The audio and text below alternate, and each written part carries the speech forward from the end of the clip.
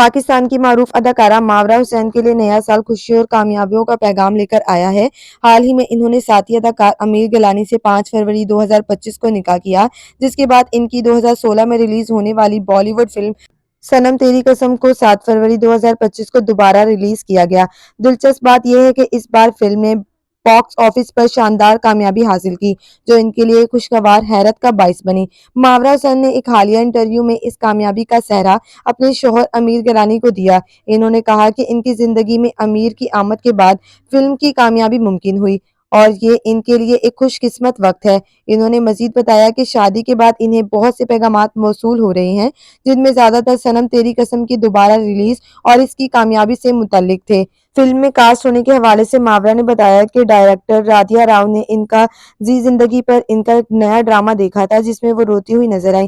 انہیں اپنی فلم کے لیے ایک ایسی اداکار چاہیے تھی جو روتے ہوئے خوبصورت لگے، اس لیے انہوں نے ماورا کو آڈیشن کے لیے مدعو کیا۔ اس وقت ماورا حسین لاء کی تعلیم حاصل کرنے میں مصروف تھی، لیکن انہوں نے آڈیشن میں شرکت کی اور 200 لڑکیوں میں سے منتخب ہو گئیں۔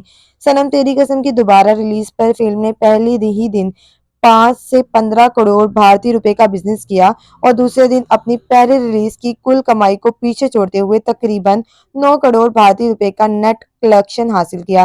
یہ ماورا حسین کے لیے کیریئر میں ایک نمایاں کامیابی تھی۔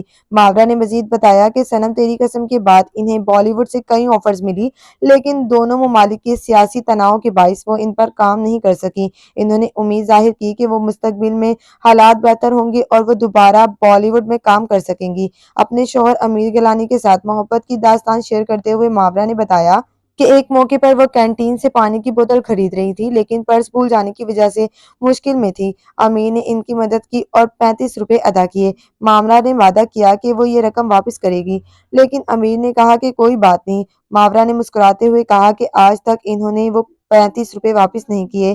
ماورا حسین کی ذاتی اور پیشہ ورانہ زندگی میں یہ مثبت تبدیلی ان کے مداحوں کے لیے بھی خوشی کا باعث ہے اور وہ ان کی مزید کامیابی کے لیے دعا گو ہیں۔